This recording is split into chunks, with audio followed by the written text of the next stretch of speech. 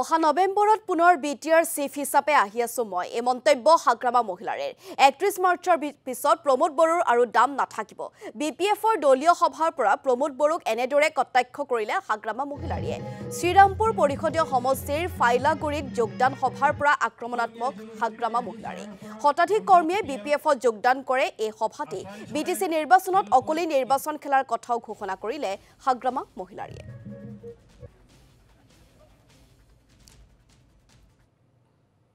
আজি Srirampur block committee BPF দলৰ উদ্যোগত এই পৈলাগাঁও যেটো প্ৰাইমাৰী ইয়াত বিভিন্ন জাতি জনগোষ্ঠী আছে বড়ো আছে গাৰো ৰাভাও আছে মুছলিমো আছে বেংগলীও আছে মুঠতে সকলো জাতি জনগোষ্ঠী আজি ইয়াত ওলাই আহিছোঁ আমি মিটিং কৰিছোঁ আগন্তুক 2025ত যেটো নিৰ্বাচন হ'বলৈ গৈ আছে 2025ত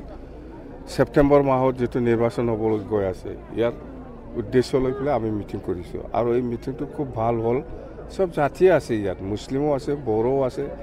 গাৰো ৰাভা বেংগলী আদিবাসী এনেকুৱা আৰু খুব ভাল ৰেছপন্সটো এই প্ৰাইমাৰী হিচাপে মুঠতে 4বাৰ নিৰ্বাচন হৈ গ'ল বিটিচি নিৰ্বাচন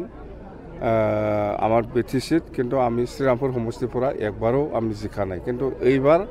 আমাৰ বিপিএফ দলেৰ লক্ষণটো ভাল খুব ভাল দেখিছোঁ আমি জিকিম।